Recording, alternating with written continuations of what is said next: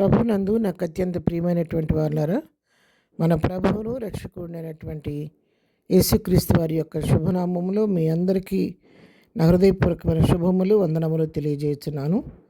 ఉదయకాల సమయంలో దేవుని వాక్యాన్ని ధ్యానం చేసుకుందాము. ఈరోజు వాక్య ధ్యానం కొరకు మనం తీసుకున్నటువంటి లేఖన భాగము ఎఫెసీయులకు రాసిన పత్రిక 2వ అధ్యాయము 8వ వచనం చదువుకుందాం.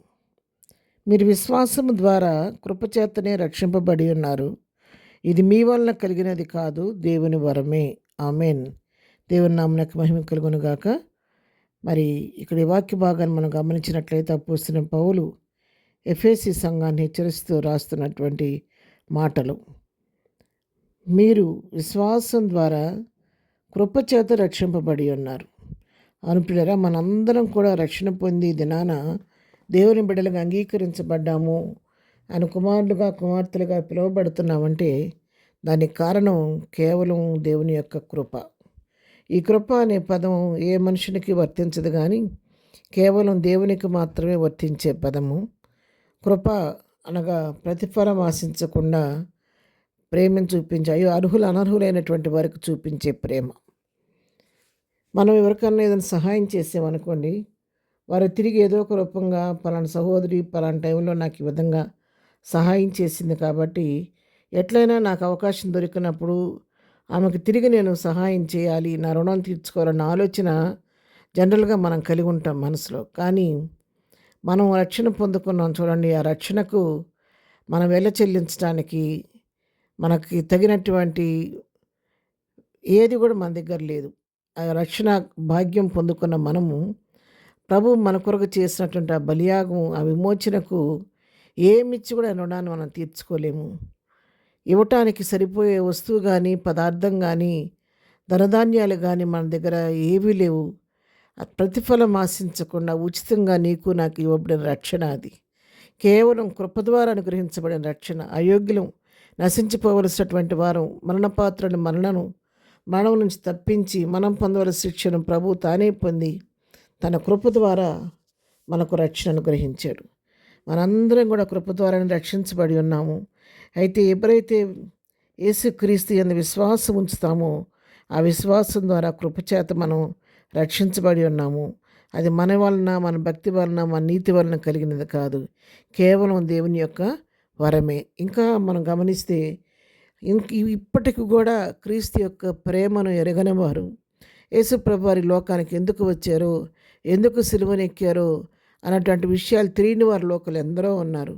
కానీ నీకు నాకైతే ఈ సువార్త మన దగ్గరకు వచ్చి నశించిపోతున్న మనం ఎదకు రక్షించబడి ఆయన సొత్తుగా మార్చబడ్డామంటే ప్రభు మనకి ఇచ్చినది వరం. అది ఆ రక్షణ అనేది నీకు నాకు కృప ద్వారా వరముగా మనకు అనుగ్రహించబడింది. ఆ వరానికి మనం పొందుకున్న మనం ధన్యులము. దాన్ని మనం ప్రభు మహిమార్థం వినియోగిస్తూ ఆ రక్షణలో మనం స్థిరపడి బలపడి ఈ వరాన్ని గురించి, ప్రభు యొక్క రక్షణ గురించి అనేకులకు తెలియజేయవలసిన బాధ్యత మన మీదే ఉంది.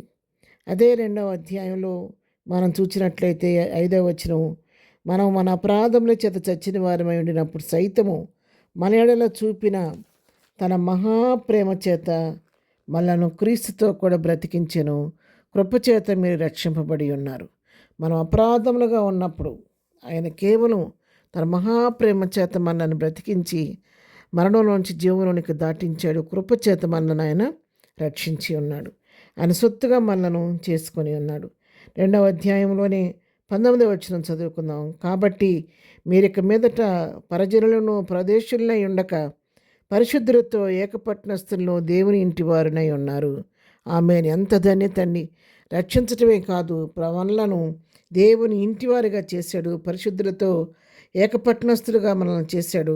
పరజనులను పరదేశులుగా ఉండకుండా ఆయన పరిశుద్ధులతో మనల్ని ఏకీభవింపజేసి ఆ సొత్తుగా జనాంగంగా తన ఇంటివారిగా మార్చుకున్నాడు.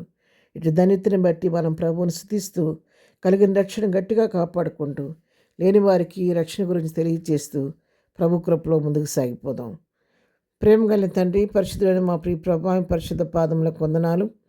ఉదయకాలం మాకు ఇచ్చినటువంటి శ్రేష్టమైన వాక్య భాగాన్ని బట్టి నీకు వందనాలు. అవును ప్రభువా, నశించిపోతున్న మమ్మల్ని వెదకి రక్షించి నీ కృపచేత మమ్మల్ని రక్షించావు. నీకు స్తోత్రాలు. నీ రక్షణను మాకు వరంగా ఇచ్చావు నాయన. దాన్ని బట్టి నీకు వందనాలు.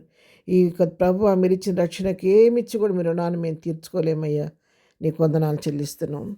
ఇంకా రక్షణ పొందక నశించిపోతున్న వారికి నీ రక్షణ భాగ్యం దయచేయండి. ఈ దినం ప్రభువా మేము చేయి పని పాటలు రాకపోకలు క్షేమం దయచేయండి. ఎగ్జామ్స్ రాస్తున్న బిడ్డలందరికీ నీ జ్ఞానం ఇచ్చి మంచిగా రాసి మంచి విజయం పొందుకునే కృప దయచేయండి. బర్త్డే మ్యారేజ్ చేసుకున్న బిడ్డలను దీవించి ఆశీర్వదించండి. బలహీనలు ముట్టండి, స్వస్థపరచండి, దుఃఖులను ఓదార్చమని యేసునామములో ప్రార్థించడి పొందుకొని ఉన్నాము తండ్రి. ఆమెన్. ప్రభు కృప సదాకాలం మనందరికీ తోడై నడిపించునుగాక. ఆమెన్.